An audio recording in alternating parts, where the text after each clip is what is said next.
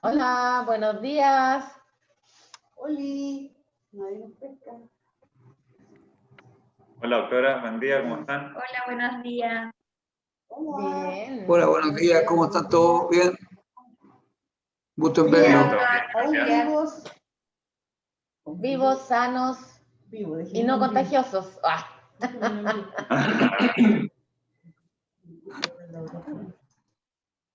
Sí, por lo menos sin virus, ya. Así que cuando está en el momento La compartí. de compartir. ¿Ustedes no conocían acá? No, yo no había visto, está súper bonito. Espera, de la sala, espera, ¿cierto? Del Sí, TED pues te acordás sí. que íbamos a ver escuelas random. Acá está el laboratorio de Monte. Sí, está bien. Es que todavía está yo. Ahora está más, No. claro, está Ah, sí, acá, ¿verdad? está acá. Ah, sí. Ah, y el frente tienen otra cámara. Es igual de Mato. ¿Y la sala de microscopio? ¿Dónde quedó? ¿De Mato? Ah, acá. Ahorita que está acá. Voy a poner. Sí. Y acá lo dijimos.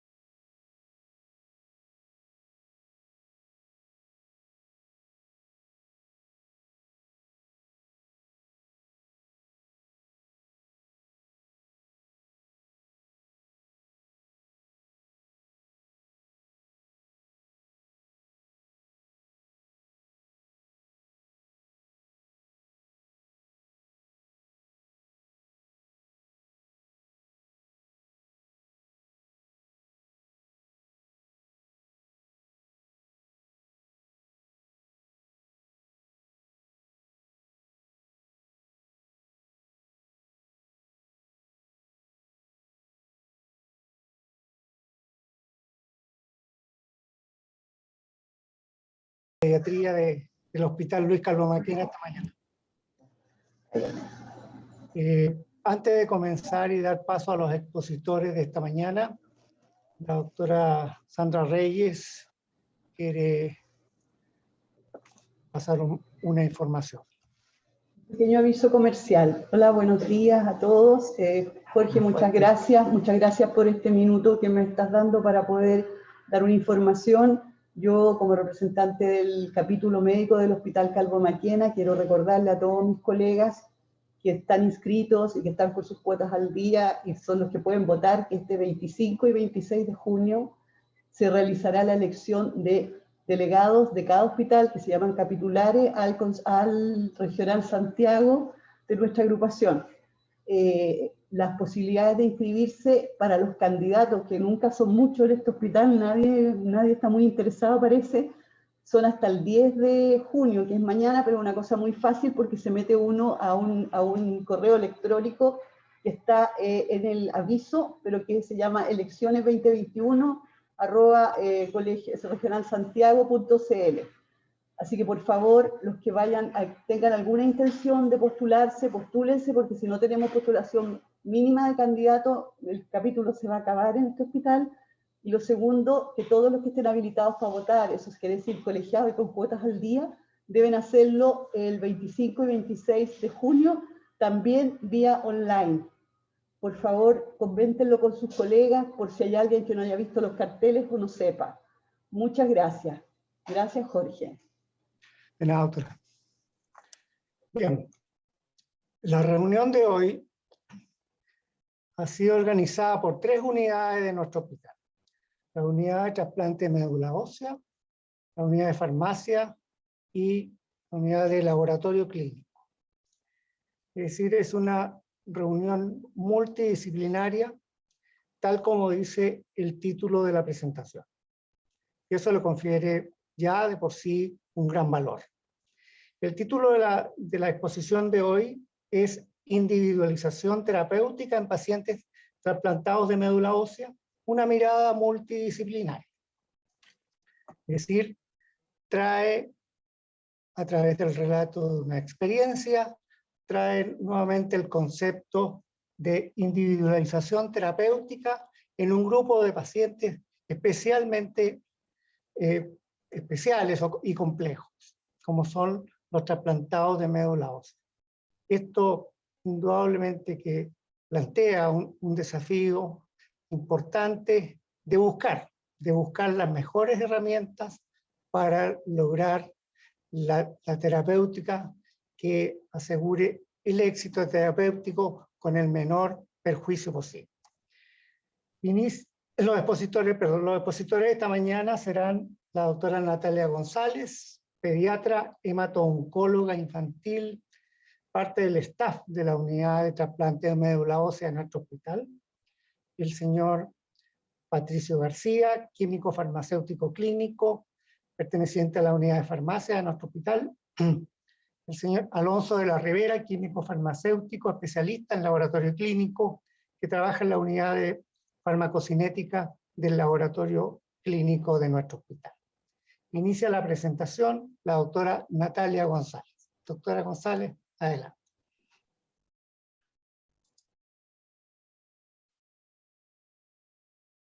Muchas gracias, doctor.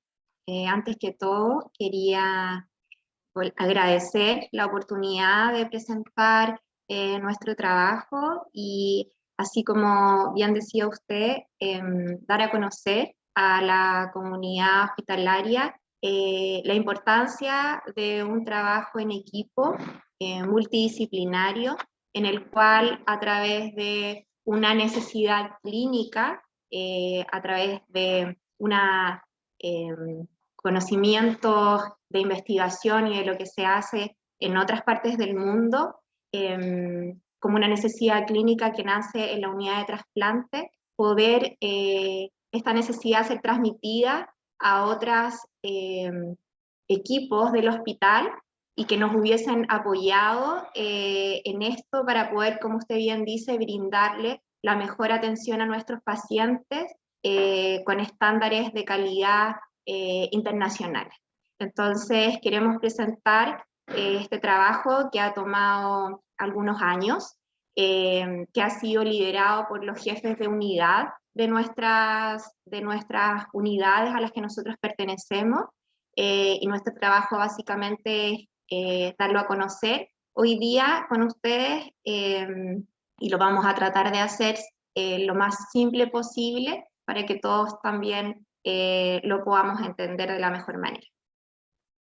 Entonces quiero partir primero hablando de qué es un trasplante de precursores hematopoyéticos, ya que obviamente nuestra unidad lleva ya bastantes años en el hospital, pero cuando uno llega aquí como becado, como llegué yo en algún momento, muchas veces no sabe qué significa un trasplante de precursores hematopoyéticos, y la importancia que en el fondo tiene el ser la única unidad en el servicio público y que con tanta trayectoria, ya esta unidad empezó en el año 99 y ha tenido una trayectoria, y yo creo que es un orgullo para nosotros como hospital ser el único hospital público que da este tratamiento. Por lo tanto, el trasplante de precursores significa el reemplazo de un sistema hematopoyético que está enfermo, ¿ya? Y que se cambia por uno sano. Y esto se obtiene a través de células progenitoras que son capaces de autorregenerarse y diferenciarse en las diferentes líneas celulares. Ustedes saben que nosotros no solo vemos niños con patologías oncológicas, sino también vemos pacientes con patologías inmunológicas y hematológicas. los cuales su único tratamiento y intención curativa es obtener un trasplante de precursores hematopoyéticos hasta el día de hoy. Para esto y para lograr este gran objetivo, nosotros necesitamos hacer algunas intervenciones antes de que el paciente sea trasplantado, ¿ya? Para lo cual necesitamos aplicar quimioterapia, ¿ya? Quimioterapia que es una quimioterapia que se da en altas dosis, ¿ya? Y que se usa previo a la infusión de las células progenitoras, y que tiene básicamente algunos objetivos. El principal, crear un espacio. Nosotros cuando hacemos las reuniones con los papás para poder explicarles un poco todo esto, les decimos que es igual que hacer, por ejemplo, una siembra, y luego hacer una cosecha. En el fondo es preparar el terreno. Ya nosotros no podemos trasplantar un paciente con un terreno que tiene maleza, que no está bien preparado. Y para eso nosotros necesitamos la quimioterapia, para que en el fondo la infusión y la siembra de nuestras células sea fructífera, ¿ya? Y para eso, durante el tiempo, se han probado diversos acondicionamientos, que se llama todo este periodo, que tiene una duración de aproximadamente entre 5 a 7 días, dependiendo de la patología, de la edad del paciente, ¿ya? Y en general, los acondicionamientos más utilizados son la irradiación corporal total, ya que todavía sigue siendo uno de los principales acondicionamientos con mejores resultados, ya en algunas patologías que se combinan con otras drogas como la ciclofosfamida, por ejemplo, o el etopósido, ya que son drogas que nos ayudan a realizar esta preparación, ¿ya? Y en el tiempo también se han dado algunos estudios para tratar de eliminar un poco la irradiación corporal total, que tiene tantos efectos adversos a largo plazo, más que nada. Déficit de crecimiento, algunos retrasos cognitivos, alteraciones hormonales. Entonces, en el fondo, toda la investigación ha ido en esa línea, tratando de eliminar la radiación en los pacientes, sobre todo en los pacientes pediátricos, para eliminar estas reacciones adversas a largo plazo.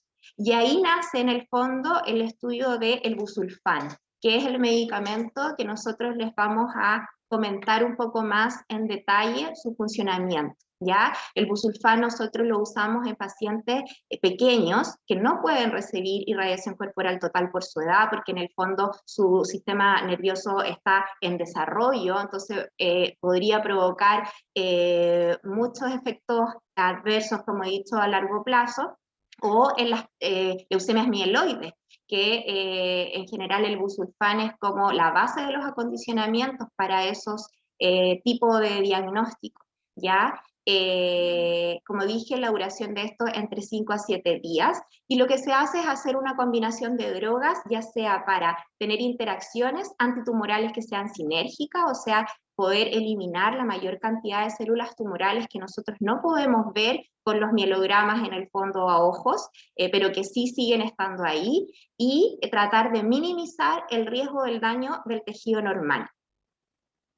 Por lo tanto, uno con los acondicionamientos, existe, como les he contado, una gran variabilidad de esto, y tiene que siempre, por eso el trasplante es como tan bonito, porque es un equilibrio en el fondo, un equilibrio entre lo que es no mieloablativo, en el fondo, que provoca una menor inmunosupresión o mielosupresión, a los acondicionamientos que son más mieloablativos, que van a provocar mucha mielosupresión, pero también mucha mayor toxicidad que los acondicionamientos no mieloablativos. Por lo tanto, esto crea un balance, ya hay que tener un balance en lo que uno le va a aportar al paciente, entre el riesgo de, en el fondo, provocar mucha toxicidad, pero ser inefectivo con el acondicionamiento, y que el paciente tenga mucho riesgo de hacer una recaída o una falla del injerto, a mucha intensidad de esto y provocar mucha toxicidad y mucha mortalidad relacionada al trasplante, que es uno de los índices que uno más lee y le interesa en el fondo en el tratamiento de sus pacientes. Por lo tanto, uno ha visto, sobre todo en el busulfán, que la dosis, o sea, una dosis estándar, una receta de cocina, se ha visto que es un pobre predictor de la respuesta, ya que hay muchas variables que van a influir en la dosis efectiva, ¿ya? Porque, como les va a explicar Patricio más adelante, el busulfán tiene una farmacodinámica y una farmacocinética muy variable. Por lo tanto, es ahí donde vienen a jugar en los niveles de busulfán toma mucha preponderancia, ¿ya? Porque va a depender de la superficie corporal del paciente, de la edad del paciente, de la farmacogenómica del paciente, ¿ya? O sea, tiene muchas variables que van a influir finalmente en el efecto que va a producir la misma dosis en un paciente o en otro. Por lo tanto, como para introducirlos un poco en este busulfán, contarles que el busulfán es un agente alquilante, ya que tiene actividad citotóxica, ya por lo tanto actúa a nivel del DNA provocando la muerte celular de las células que no distinguen mucho, la verdad, entre células sanas y células enfermas. Nosotros lo tenemos disponible en dos vías, ya, tanto vía oral como vía endovenosa, ya. El problema de esto es que se fue viendo que la biodisponibilidad vía oral, que es lo que usábamos anteriormente con una dosis estándar, que era de 16 miligramos por kilo para todos los pacientes, se vio viendo que era altamente variable y que dependía mucho del tipo de paciente, de la edad del paciente, del peso del paciente, cuánto era, lo que les decía delante en el fondo, lo efectivo, ¿ya? Y se han descrito trabajos que esta variabilidad es tan grande como desde menos de un 10% hasta un 100%. Y esta característica de este medicamento sobre todo se da en los pacientes pediátricos, ¿ya? Por lo tanto, el clearance de esta droga es edad dependiente, ¿ya? Incluso los lactantes tienen un menor clearance y los niños de 1 a 4 años tienen un mayor clearance que los adultos, ¿ya? Por lo tanto, lo que se había visto es que los niños necesitaban más dosis que los adultos para poder tener el mismo efecto. Pero verlo así era muy inespecífico en el fondo y muy poco seguro. Por lo tanto, si uno quería empezar a adoptar el busulfán endovenoso como herramienta terapéutica, necesariamente tenía que contar con niveles plasmáticos, que hasta hace 2 años atrás nosotros no teníamos disponible en Chile, ¿ya? Y por lo tanto, por eso el énfasis de poder acudir a las unidades de apoyo, tanto laboratorio como farmacia, para obtener la posibilidad de niveles plasmáticos en nuestro hospital. Como les decía y les he repetido, una dosis biodisponible baja nos lleva a un riesgo de una falla de injerto o recaída, y una dosis biodisponible muy alta nos lleva a riesgo de toxicidad, y esto asociado a una mayor tasa de mortalidad relacionada al trasplante. Por lo tanto, el equilibrio aquí es en el fondo lo fundamental, ¿ya? Ahora ustedes me dirán, ¿qué toxicidades pueden tener el busulfán? El busulfán, lo que nosotros esperamos es que sea mielotóxico. Nosotros necesitamos que eso sea mieloablativo, ¿ya? Que cumpla su función. Sin embargo, como les dije, esta agente alquilante no especifica en el fondo qué células vamos a destruir, básicamente. Por lo tanto, tiene otros efectos adversos que pueden ser bastante nocivos e incluso mortales para los pacientes.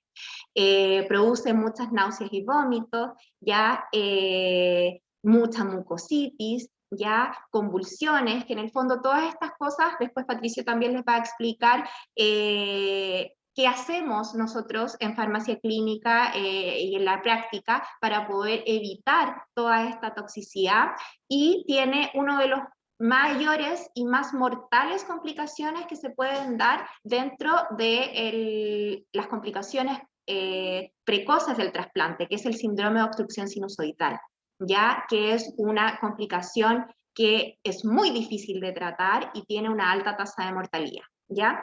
Por lo tanto, el equilibrio, vuelvo a repetir, es muy importante y por eso nosotros necesitamos los niveles plasmáticos, ¿ya? Y esta diapositiva que me pareció como explicativa, no podemos seguir haciendo medicina como receta de cocina, básicamente.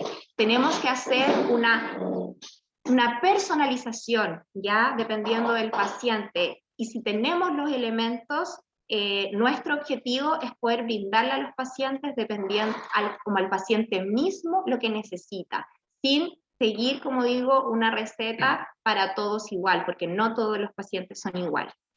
¿Ya?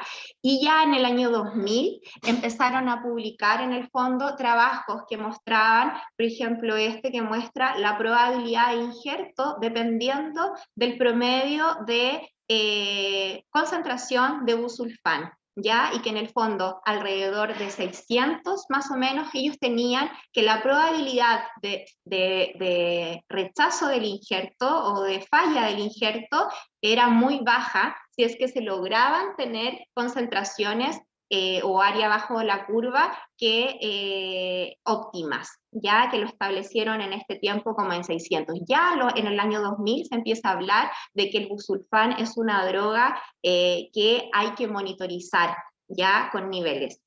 Y posteriormente se ve que esta monitorización de la droga tiene una alta correlación con la sobrevía libre de eventos. Ya en esta diapositiva que se ve acá, se muestran las curvas, en la cual la roja muestra la exposición óptima, ya que es la que mejor tiene sobrevía libre de eventos, versus ya sea la histórica que ellos habían mantenido con la receta de cocina en el fondo que yo les digo, y versus las que logran un supra o bajo exposición, ¿ya? Entonces, esto viene a recalcar la necesidad, en el fondo, de poder tener los niveles, y que fue lo que nosotros le transmitimos al equipo de laboratorio, que Alonso va a presentar cómo lograron hacer realidad que en este momento nosotros tengamos niveles en nuestro hospital.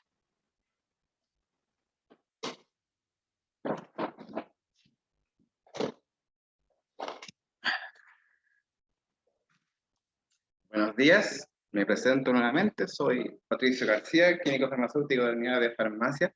Yo les voy a contar un poco lo que hacemos desde el punto de la farmacia clínica en cuanto al manejo de este fármaco. Bueno, para empezar, como nombró la doctora González, la indicación del busulfán es un agente alquilante que provoca alteración de la función y eliminación de las células T, eso básicamente. Y bueno, ha suplantado en teoría la irradiación corporal. Me gusta poner moléculas básicamente porque así vemos qué es lo que estamos básicamente administrando, y al ver estos dos grupos carbonio unidos a un sulfuro y un butano, podemos ver cómo esta molécula puede finalmente actuar y ejercer su efecto terapéutico finalmente. Ya que estos oxígenos son los encargados finalmente de que el ADN, como lo voy a explicar un poquito más adelante. Ya, entonces, bueno, la quimioterapia de dosis alta en trasplante medular es un uso off-label del busulfán, como gran parte de los medicamentos usados en pediatría, básicamente. La dosis estándar del busulfán es muy variable, a lo largo de los años se ha ido viendo que puede ir de 1 miligramo por kilo, que es el equivalente a 27,5 miligramos por metro cuadrado, y el estándar, aunque también esto varía mucho según el protocolo al cual se use, puede ser cada 6, cada 12, y por lo general todas las dosis son como equivalentes.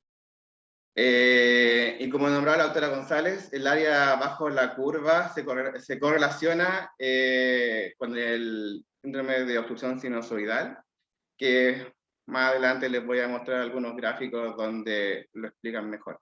¿Qué es lo que estábamos haciendo hasta antes de los niveles de busulfán? Finalmente, antes de usar el busulfán endovenoso, ¿qué es lo que hacíamos? Bueno, les cuento que el comprimido de busulfán es de 2 miligramos. y las dosis promedio son de 20 miligramos hacia arriba por paciente por dosis. O sea, era básicamente decirle, tómese muchos comprimidos cada 6 horas. Bueno, sin contar que además dábamos un exceso de medicamento, porque como este medicamento provoca vómitos, ya de antemano uno sabía que la cantidad de medicamentos que se iba a usar para el tratamiento completo de busulfán era bastante. Y esto es a modo de ejemplo, solamente como para que vean todo por lo que pasa el busulfán con su administración. El busulfán tiene una proteína y eritrocitos de alrededor de un 70%, varía por ahí, ya difunde como busulfán tal cual, y dentro de la célula es donde se provoca la hidrólisis, y que finalmente estos grupos de oxígeno, como les mencionaba, que el tetrahidrofurano y el metanosulfato, son los que finalmente alquilan la guanosina finalmente del ADN, y que son los que provocan la apoptosis de la célula, ¿ya? Y como también voy a mencionar un poco más adelante, la vía de metabolización y de eliminación más importante del busulfán tiene que ver con la vía de la glutatión, transferasa, básicamente catalizado por esta, y por la vía misma del glutatión para poder finalmente eliminarse. Entonces, como resumen, la toxicidad asociada con alta exposición a busulfán, que es lo que incluye entonces mucositis, toxicidad pulmonar, el síndrome de obstrucción sinusoidal, la neurotoxicidad y la enfermedad aguda de injerto contra huésped, y la baja exposición, que es como lo que no quieres que suceda finalmente, es la recaída de la enfermedad, falla de injerto y la supervivencia reducida. Entonces, ¿qué es lo que nos sucede en trasplante? Los pacientes no reciben solamente busulfán durante el acondicionamiento, sino que reciben varios medicamentos. Por lo bajo son 10 medicamentos, los cuales todos interactúan unos con otros, y la gran mayoría van por vías muy similares a las cuales se nos elimina el busulfán, el cual interactúa el busulfán, por lo tanto se nos transforma en una especie de tormenta perfecta durante la administración. Ya, este es un gráfico de un estudio que se hizo en 20 pacientes con el busulfán oral. Esto es del año 92. Ya el busulfán a nivel de niveles se viene mirando hace bastante rato. Donde, bueno, primero explicar que el área bajo la curva tiene que ver con como lo va a explicar un poco más adelante Alonso con mayor detalle. El área abajo de la curva tiene que ver con una concentración máxima y un tiempo en el cual, por un método que no lo voy a explicar con tanto detalle en estos minutos, pero por el método trapezoidal, tú al sacar una diferencia de una concentración versus tiempo, tú puedes hacer un área abajo de la curva, la cual es la que nosotros finalmente medimos y con la cual finalmente ajustamos.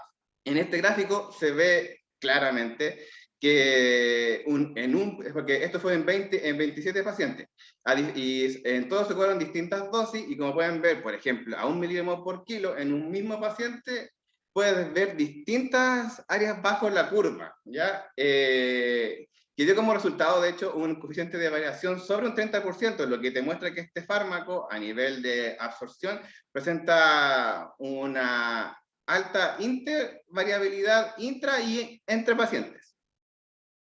En estos gráficos de dispersión, lo más relevante es cómo influye el peso del paciente finalmente, tanto en el volumen de distribución y en el clearance del fármaco. Es muy, por ejemplo, en el clearance, al ver que el gráfico es no lineal, podemos ver que pacientes que pesan muy poco, con un poco de aumento en su peso, el clearance se puede ver altamente afectado, y por lo tanto de ahí viene estos ajustes necesarios por los niveles plasmáticos. ¿Qué dosis es la que vamos a usar a nivel endovenoso? Es un nomograma en el cual, basado en los estudios anteriores, Finalmente, como expliqué en un principio, es un esquema que va variando según el protocolo, según el área del mundo donde esté. Finalmente prefieren un esquema por sobre otro, pero todos apuntan a lo mismo, ¿ya? Finalmente con nivel tú puedes ajustar esas dosis. Las que estamos usando actualmente es esta es la que estamos usando, donde, como se explicaba anteriormente, las dosis, a medida que vas aumentando de peso, las dosis se van disminuyendo. En el caso nuestro también, al usar este tipo de dosificación cada 6 horas en un total de 16 dosis, en la primera dosis es donde tomamos el primer área bajo la curva. Esto dado gracias a que el busulfán tiene una vida media bastante corta. Por ende, como vamos a estar después hablando sobre lo mismo, tú con la primera área bajo la curva de la primera dosis puedes intuir que en las siguientes dosis van a tener aproximadamente la misma área bajo la curva. Por ende, te permite modificar después, a mediados del tratamiento, te permite modificar, incluso sumar o restarle dosis para llegar a un objetivo terapéutico a nivel de niveles plasmáticos. Ya. Aquí la intención no es que aprendan a ajustar el busulfán, sino me van a dejar sin trabajo, pero la idea es que se fijen, es que el área bajo la curva, como nombré anteriormente, es dado por la primera dosis, se hace una extrapolación a todas las dosis, lo que finalmente, cuando te arroja el nivel que te dio la primera dosis, tú haces una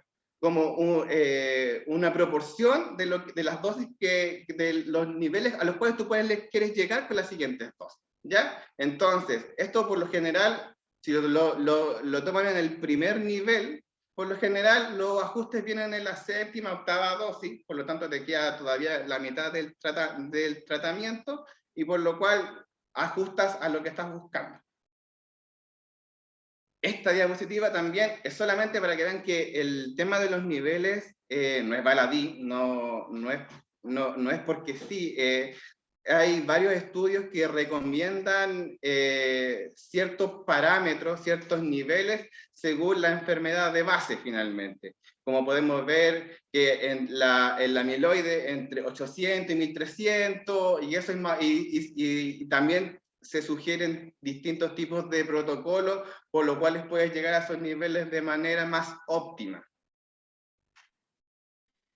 Volviendo al tema del síndrome de obstrucción sinusoidal, hubo un estudio, bueno, este es del año 89, donde se evaluaron varios parámetros los cuales podría influir este síndrome. Se evaluó en varios pacientes, o sea, esto fue un metaanálisis en verdad que se hizo, en varios pacientes se evaluó la constante de eliminación del fármaco, se evaluó el clearance del fármaco, se evaluaron los volúmenes de distribución y se evaluaron las áreas bajo la curva. Y llegaron a la conclusión y fueron eliminando covariables que la única variable que realmente podría tener algún tipo de incidencia en este síndrome fue el área bajo la curva, y por eso hasta el día de hoy una de las mayores preocupaciones que tenemos cuando apuntamos a niveles plasmáticos de busulfán. Aquí solamente le quiero mostrar un poco el universo de citocromos con los cuales interactúa el busulfán y el resto de los fármacos finalmente, y nosotros nos vamos a concentrar principalmente cuando hablamos de busulfán en la citocromo 3A4, ¿ya? Que es la principalmente afectada por este fármaco. Aquí tenemos un top 10 de los fármacos que más interactúan con el busulfán, que de hecho son fármacos que usamos generalmente en trasplante de médula, que tenemos en primer lugar el voriconazol, segundo el fluconazol, y así hacia abajo. Pero como les mencionaba, varios de estos medicamentos son generalmente utilizados en trasplante de médula. Esto solamente para mostrarles un poco el mecanismo por el cual se metaboliza el busulfán, que como les mencioné en un principio, el busulfán, su principal vía de eliminación es a través de de la vía del glutatión, que como todos sabemos también es la principal vía por la cual se elimina el paracetamol. ¿Ya? Por lo tanto, ya les voy un poco adelantando hacia dónde apuntan las interacciones. ¿Ya? En resumen, en cuanto a las interacciones más importantes, tenemos obviamente a los triazólicos, medicamentos famosos por interactuar con básicamente todo. El principal, fluconazol, voriconazol, itraconazol. ¿Por qué? Porque son fuertes inhibidores de la citocromo P450 y de la glicoproteína P, ¿ya? De hecho la glicoproteína P es muy famosa. ¿Por qué? Porque elimina los fármacos del sistema mismo. Ya, en cuanto a los analgésicos, otro fármaco que interactúa bastante con el busulfán es el paracetamol, también como lo mencioné anteriormente, por la vía del glutatión, ya que vamos a estar básicamente compitiendo por esta vía para poder eliminarse. Y otro fármaco también muy famoso, sobre todo porque es el típico ejemplo de cinética no lineal, que es la fenitoína, que es a diferencia de los triazólicos, un inductor de la citocromo P450. Es decir, nos va a aumentar la metabolización del busulfán y de otros fármacos. Cualquier fármaco que se metabolice de forma importante por la citocromo P450 se va a ver afectado por el uso de fenitoína. Otro fármaco, otra interacción relevante es la del busulfán con la fludarabina, que incluso es parte de los protocolos, que no se sabe específicamente cuál es el mecanismo, pero dentro de los estudios que se han hecho es que sí se vería afectado el cliente del busulfán con la administración de fludarabina, lo cual esto también se ve manejado finalmente por los niveles plasmáticos y se puede subsanar esta interacción.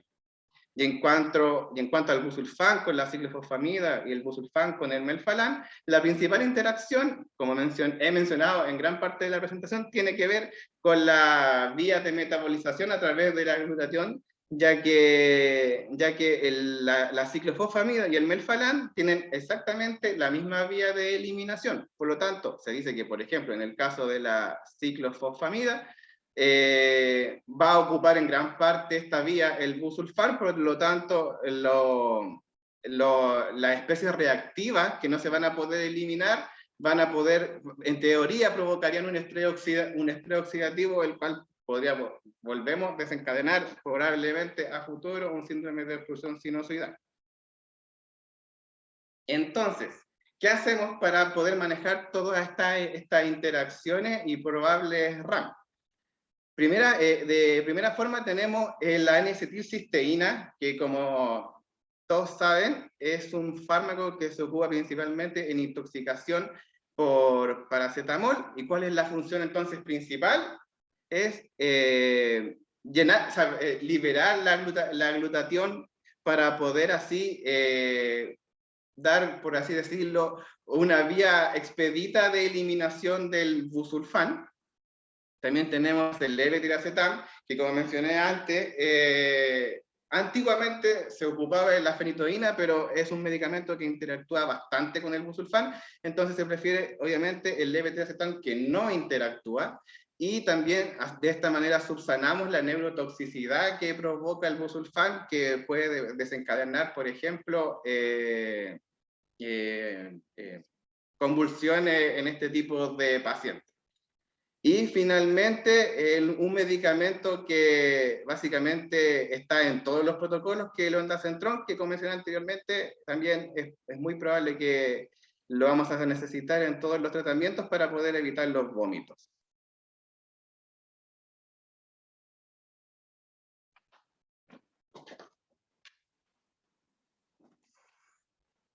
Hola, buenos días. Soy Alonso de la Rivera, del Laboratorio de Farmacocinética del Laboratorio Clínico del Hospital. ¿Ya?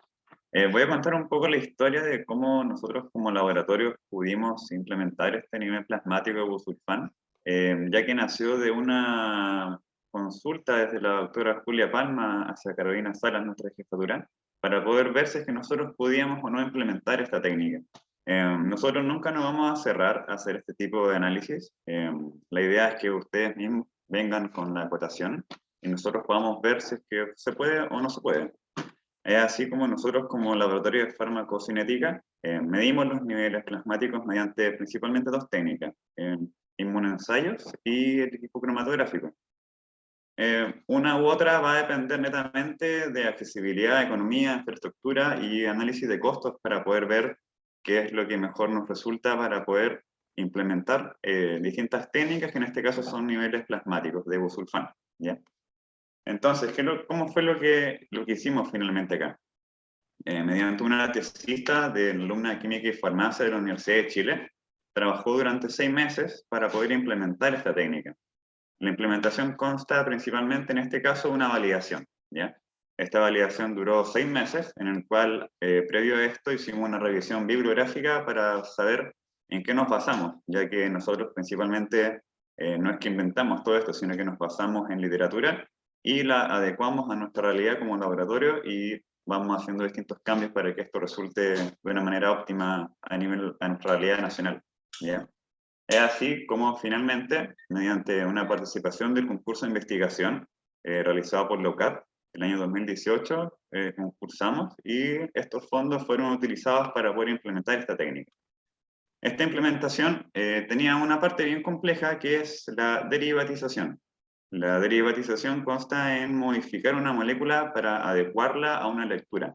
¿Qué es lo que pasa? Nuestro equipo cromatógrafo nos va a permitir detectar cualquier molécula que absorba longitudes de onda de ultravioleta, ¿ya? Es así como busulfán, como lo presentó Patricio, no absorbe UV. ¿Qué es lo que pasa al no absorber UV? No lo podemos leer, no lo podemos ver. Entonces lo que hacemos es una reacción química mediante un reactivo llamado dietilditiocarbonato de sodio, el cual, como ustedes ven, es bastante inestable, haciendo resonancia de electrones, donde el grupo sulfuro finalmente va a hacer un ataque nucleofílico hacia el carbonio o busulfán, desplazándolo y permitiendo formar el siguiente complejo, que ustedes ven abajo, mediante una incubación. Y es así que finalmente esta nueva molécula nos va a permitir poder verla mediante el equipo cromatógrafo, y es así como nosotros podemos detectar esta molécula. Este paso, ¿por qué lo menciono? Porque es lo fundamental y es lo más importante que tenemos que hacer para que la reacción salga bien y la lectura sea bien. De esto depende la medición de niveles plasmáticos, y es así como nosotros podemos poder ver la molécula mediante esta reacción. Es así como en este gráfico ustedes ven en el gráfico superior, busulfán con DETC, pero sin busulfán, mientras que el gráfico abajo ya tenemos la reacción química, en donde vemos una señal en el minuto 6.3, el cual es busulfán, el cual podemos ver. Para hacer eso, nosotros también realizamos una lectura de un espectro, hacemos un espectrum BRI-UV, el cual podemos ver las longitudes de onda completa, en donde mediante esta cuadro marcado en rojo es busulfán. Sé que es bastante abstracto esta imagen, pero si lo hacemos un zoom se nos va a ver así. Y es eso para nosotros es busulfán. La reacción química en el fondo. Y es eso lo que nos va a permitir leer finalmente. Ese es el primer paso para poder validar la técnica, ¿ya? No voy a entrar en detalles, pero la validación consta principalmente en verificar ciertos requisitos específicos para un uso previsto, que en este caso es la implementación con nivel plasmático, ¿ya? Posteriormente a la validación, el cual nos permite ver cierta exactitud, precisión y linealidad de la técnica, entre otros parámetros, tenemos que verificar la técnica. Este es un paso que nos costó bastante. La verificación consta principalmente de una comparación con otro laboratorio de referencia, el cual nos permite poder evaluar que nuestra técnica sí estamos midiendo la realidad. ¿Qué es lo que ocurre? Nosotros podemos hacer una validación, que netamente son cálculos estadísticos, pero no por eso vamos a poder cuantificar la realidad. ¿Ya? Podemos tener ciertos sesgos en esta verificación. Es así como nosotros, una vez implementadas técnicas validadas con todos los parámetros aceptados, tuvimos una cooperación muy importante con el Hospital Sant Lluc, con nuestro laboratorio PAR, del Laboratorio de Farmacocinética Clínica del Hospital Sant Lluc, el cual nos colaboraron con muestras para poder hacer la comparación con nuestro hospital. Es así como esta comparación la hemos realizado durante continuamente. Desde el 2018 hasta la fecha hemos realizado 3 comparaciones. Esto netamente nos basamos porque como laboratorio nos enfocamos principalmente a que los resultados sean lo menos incertidumbre posible, ¿ya? Que nos acerquemos hacia la exactitud y hacia la precisión para que el valor sea lo más real para el uso que nosotros podamos utilizar. Es así como nosotros en el año 2018 realizamos nuestra primera comparación. Como ustedes ven, no fue muy buena. Es por eso que se realiza esta verificación. Si bien tenemos un coeficiente de 0,99, esto es bastante engañoso ya que tenemos un sesgo de alrededor de un 32%. Ustedes pueden ver que mientras mayor sea la concentración, nuestro sesgo negativo va aumentando, ¿ya? Es así como en el año 2018 teníamos validada la técnica, teníamos la verificación, pero no quisimos lanzarla porque finalmente tenemos este sesgo que nos podría ser totalmente grave para el paciente. Es así como que después durante todo el año 2018 trabajamos para poder mejorar la técnica, principalmente esta reacción de derivatización, el cual les comenté en un principio, es el punto clave. Una vez mejorada esta reacción, nosotros realizamos otra comparación. Le voy a mostrar la del año 2021, que fue en enero de 2021. En esta comparación vemos una linealidad mucho mejor. Vemos un sesgo promedio de un 7% negativo. Ustedes pueden ver cómo el sesgo va disminuyendo. Y finalmente es así como nosotros tenemos un límite que es no más allá de un 15% de un sesgo para poder aprobar una verificación. Con un sesgo promedio de un 7%, nosotros damos nos ponemos muy contentos con este valor, ya que es un valor muy aceptado y bastante bueno, siendo que nos comparamos con un hospital de referencia internacional que ocupa una técnica de espectrometría de masa, que es nuestro gold estándar, y nosotros con un equipo cromatógrafo que absorbe UV podemos lograr una comparación bastante buena y adecuada. ¿Ya? Este es el paso más importante, el cual nosotros damos por finalizado esta verificación, lo cual no quiere decir que hagamos futuras comparaciones. Como les comenté, para nosotros es súper importante que la precisión y la exactitud del valor sea lo más real posible, con lo menos incertidumbre y con un sesgo lo menor posible. Finalmente esto va a ir en pro del paciente, ya que el nivel plasmático, como ustedes vieron anteriormente, es usado por Patricia y por Natalia para poder adecuarlo al paciente. ¿Qué hacemos con el área bajo la curva entonces? Una vez que ya tenemos la medición del nivel plasmático adecuado, con un sesgo bastante disminuido, bastante bueno, tenemos 2 maneras de hacer este cálculo. Nosotros usamos el método trapezoidal como laboratorio. La manera en que nosotros informamos el área bajo la curva finalmente, podemos hacerlo mediante 2 formas. Esta infusión de busulfán consta de una infusión en 2 horas, ¿ya? Pasadas las 2 horas, utilizamos 4 muestras para poder realizar el área bajo la curva. Y esta área bajo la curva la podemos hacer hacia el infinito o podemos hacerlo de 0 a 6 horas. En sí, entre una y otra no hay mucha diferencia, por lo que finalmente nosotros planificamos un Excel, hicimos un Excel, lo trabajamos para poder hacer más que nada transformaciones de unidades, que es la parte más compleja para hacer este cálculo del área bajo la curva. Estamos hablando de nanogramos por ml y tenemos que transformarlo hasta micromol por hora por litro, en el cual esta transformación usamos un Excel que hicimos para poder realizar esta área bajo la curva. No voy a entrar en detalle, solo para mostrarles el valor del área bajo la curva mediante método trapezoidal de una forma y hacia el infinito, el cual el valor es bastante similar, ¿ya? Nosotros principalmente usamos el método número 1. No obstante, realizamos ambos métodos principalmente para poder comparar y ver cómo se comporta la cinética lineal de este busulfán y ver el nivel plasmático con otros parámetros cinéticos como el clearance, el cual, como comentó Natalia, mientras más pediátrico sea, mientras más pequeño sea el paciente, su clearance es mayor y por ende afecta absolutamente en el área bajo la curva final, el cual nosotros vamos a informar posteriormente. Después de todo este trabajo que hemos hecho, nosotros informamos esta área bajo la curva y en el cual este valor después lo rescata Patricio para poder hacer el trabajo que él comentó anteriormente.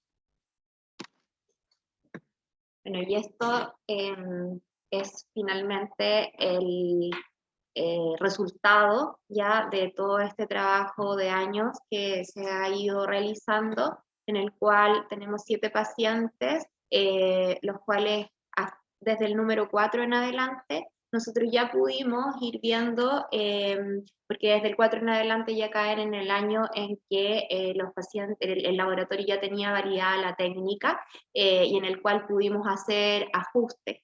Claramente son pocos niños todavía, no nos da para hacer estadísticas, pero en el fondo es para comentar que ya tenemos experiencia y ya lo estamos utilizando en el trabajo diario de nuestros niños.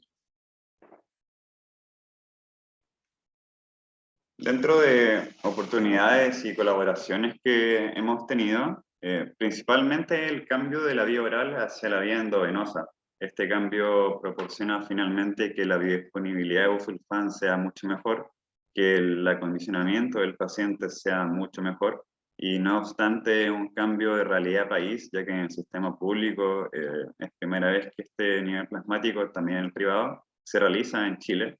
Y este cambio no tan solo nos abre a nosotros una línea de investigación, sino que también ha sido notorio en clínicas privadas, en donde, voy a mencionar un ejemplo, hay una clínica que enviaba sus niveles hacia la clínica Maya para poder evaluar. Esto demoraba muchos días. Ahora, hoy en día, esta clínica nos envía los niveles a nosotros, en el cual su resultado está dentro de 24 horas y es posible ajustar la dosis mucho antes y con un costo económico, por supuesto, mucho mayor. Nuestra relación con el laboratorio del Hospital San Jude sigue siendo muy fuerte. No tan solo hemos realizado comparaciones con busulfán, sino que también hemos realizado otro tipo de comparaciones como metotrexato en el SR, también lo tenemos validado, implementado en nuestro laboratorio. Y nos permite también trabajar arduamente en comparación para poder nivelarnos siempre hacia arriba a nivel internacional y poder con esto tener técnicas que nos permitan tener al paciente pediátrico en un mejor estado. No obstante, también desde Argentina, el Hospital Pediátrico J.P. Carrahan nos contactaron para poder ver cómo fue nuestra realidad, para saber cómo pudimos implementar busulfán en nuestro hospital, ya que son realidades bastante similares, y también hemos tenido relaciones con ellos, hemos compartido bibliografía con ellos para que ellos también puedan implementar, y estamos esperando que nos sigan comentando cómo están con este desafío, ya que nosotros llevamos prácticamente 3 años trabajándolo, y la idea de esto es que no tan solo podamos crecer como país, sino también como continente.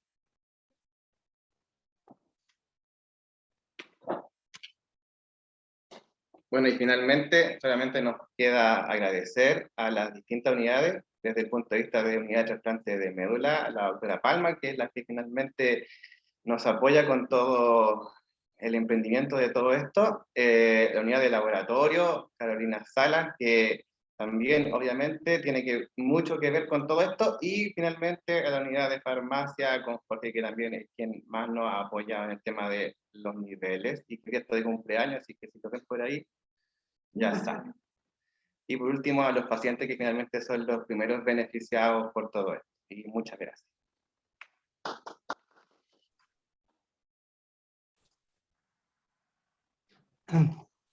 Muy bien, muchas gracias a los expositores, muchas gracias a las unidades que han participado en la preparación de esta presentación del día de hoy, que muestra una experiencia muy bonita de un trabajo multidisciplinario que apunta a mejorar las herramientas terapéuticas para nuestros pacientes. Voy a ir al chat.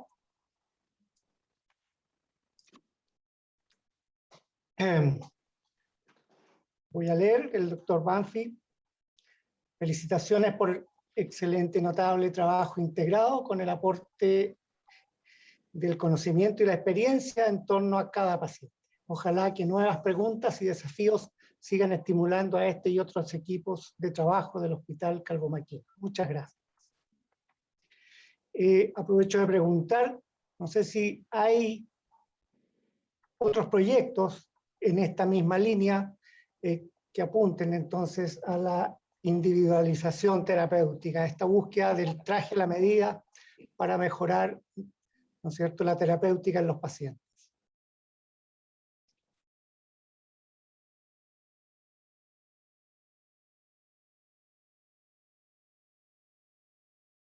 Parece que no. ¿Hay otros proyectos? Sí, yo ¿Hay quería otros mencionar que nosotros tenemos proyectos en relación a los niveles plasmáticos también de ATG, la timoglobulina, que es otra de las drogas que utilizamos en el acondicionamiento, y que también estamos en carpeta para la medición de esos niveles.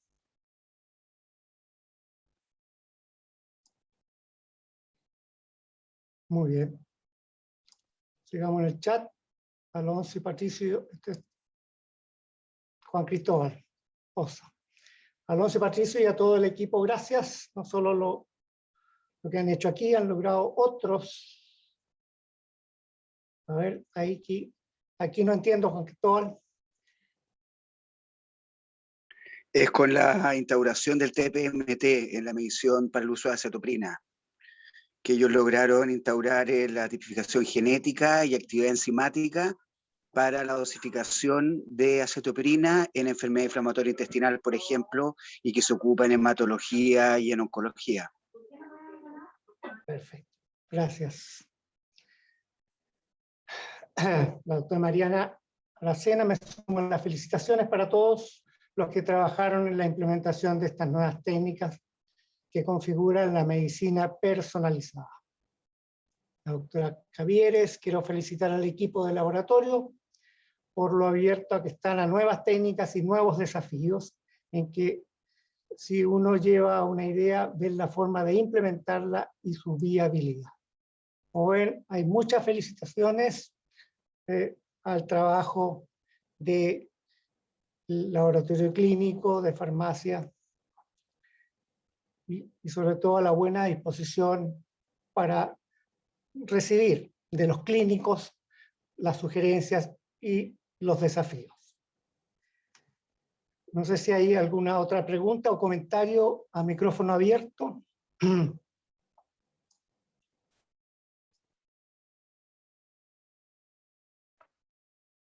Si me permite, doctor Carrasco. Sí. Bueno, primero, perdón. Quisiera agradecerle a usted también por poder dar la opción de nosotros como laboratorio poder participar de las reuniones clínicas. Como ustedes saben, nosotros como laboratorio somos un servicio de apoyo y nos gusta participar de asuntos clínicos para el bien del paciente. Y es por eso que también abro también la puerta a que cualquier duda, consulta, acotación, siempre es bienvenida. Y abierto nomás a que cualquier idea, por favor, que la mencionen, porque la idea es seguir trabajando para todos y avanzar. Gracias. Muy bien, muchas gracias. Muchas gracias al laboratorio clínico, entonces, por la buena disposición. Bueno, para cerrar entonces el último comentario, felicitaciones que llega de Nicolás Rojas, felicitaciones a todos, la investigación a nivel mundial, el equipo TMO de Clínica Dávila. Cierro entonces la reunión, nuevamente dando mis agradecimientos a todo el equipo de expositores y a todas las unidades que participaron el día de hoy.